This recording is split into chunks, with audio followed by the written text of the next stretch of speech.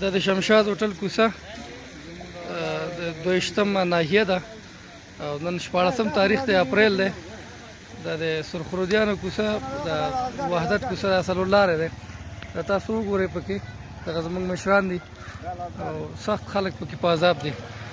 مشره تاسو هغه ووایئ چې دا څه مشکلات دي دلته؟ دا مشکلات داسې وو چې سارنوال صاحب دغلته موسسې ویاله جوړوله، دغه زورواکي والا ټول راغله، دا ویالې داسې پرې نه ښوده. دغه مخامخ ویاله هو دغه مخامخ ویاله دا یې پرې نه ښوده. مخامخ لاره د ټول سپین ږیري وایي چې دغه لاره د دې ویالې او دا اوبه د پاسه راځي دن اوبه دې راګوري لاس سره خلک راپورې وځي. مونږ څنګه چاره وکړو؟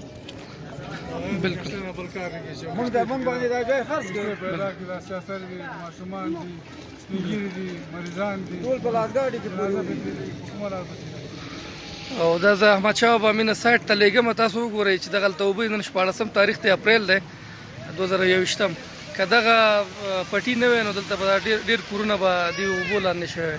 تاسو خپله وګورئ. نو تاسو عریضه کړې ده کله؟ هو عریضه هم دوه وارې ولسوالۍ کې کړې ده، باګرامي ولسوالۍ ته.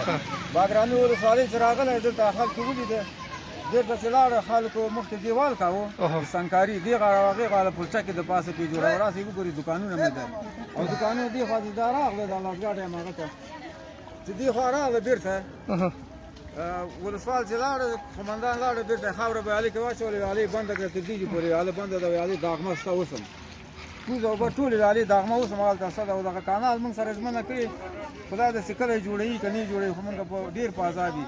هغه ورځ 5 ګاډۍ خاوره دغلته راوړه وام چولې، خلکو نه پیسې راټولې کړې. که دا مشکل نه ویل کړی ټول خلک دې خوا بندي پاتې وو.